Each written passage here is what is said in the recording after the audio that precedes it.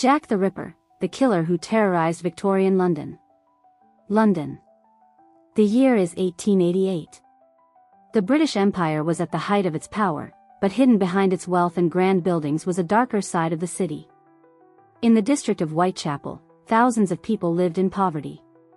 The streets were overcrowded, crime was common, and many struggled every day just to survive. For some women, prostitution was the only way to earn enough money for food or a place to sleep. Then, something happened that would change the city forever. Women began disappearing. Their bodies were discovered in the early hours of the morning, and the killer always vanished before anyone could catch him. He left almost no evidence. No one knew his real name. The newspapers gave him one: Jack the Ripper. More than 130 years later, his identity remains one of history's greatest unsolved mysteries.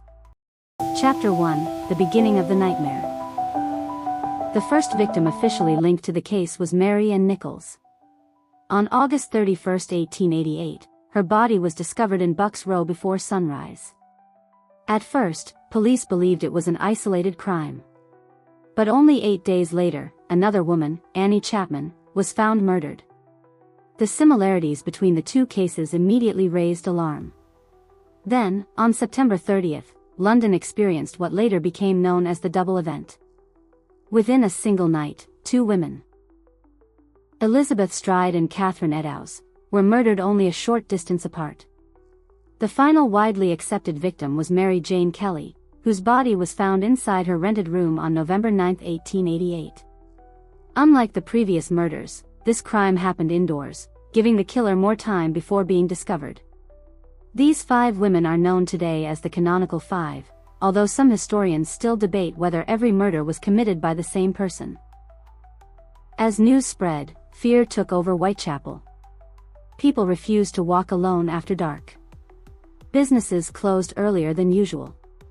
Every stranger became a suspect. Chapter 2: The Investigation. The Metropolitan Police launched one of the largest investigations Britain had ever seen. Detectives questioned thousands of people. They searched homes, lodging houses, pubs, and local businesses. Doctors, butchers, sailors, barbers, and laborers were all investigated.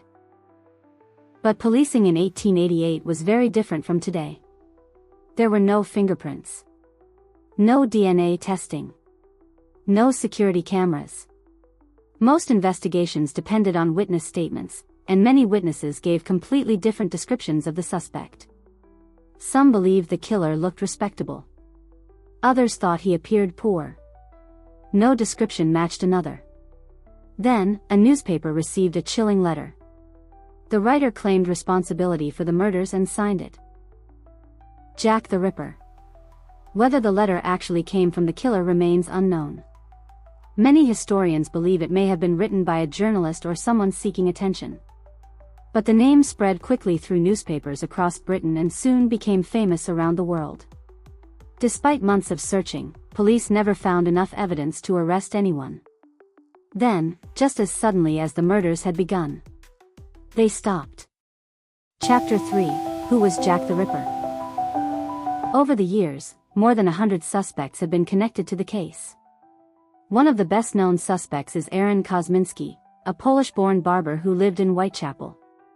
In recent years, some researchers claimed DNA testing linked him to evidence from the case. However, many forensic experts dispute those claims, arguing that the evidence is incomplete and the testing methods cannot conclusively identify the killer. Another suspect was Montague John Druitt, a schoolteacher whose death occurred shortly after the murders ended. Some investigators at the time believed he was a strong suspect, but no direct evidence ever connected him to the crimes. Other names include Walter Sickert, a famous artist, along with various doctors, sailors, butchers, and even members of the British royal family. These theories have appeared in books and documentaries for decades, but none has been proven with reliable evidence. The truth is, no one knows who Jack the Ripper really was. Chapter 4: Why the case remains unsolved. One reason this mystery has survived for more than a century is the lack of reliable evidence. Crime scenes in Victorian London were often crowded before investigators arrived. Important evidence was accidentally destroyed. Forensic science was still in its early stages. Many police records were incomplete or later lost. At the same time, newspapers published sensational stories that mixed facts with rumors, making it difficult to separate truth from fiction. Even today, historians continue to examine old records, witness statements, and modern forensic techniques in the hope of solving the case. But every new theory creates more questions than answers. Untold. More than 130 years have passed. Whitechapel has changed. The old streets are quieter. The witnesses are gone. The detectives are gone. But one mystery refuses to disappear. Who was Jack the Ripper? Was he an ordinary man hiding in plain sight? Did he escape London? Or did he die without anyone ever knowing the truth? Perhaps we will never know. And maybe that's exactly why the legend of Jack the Ripper continues to haunt history.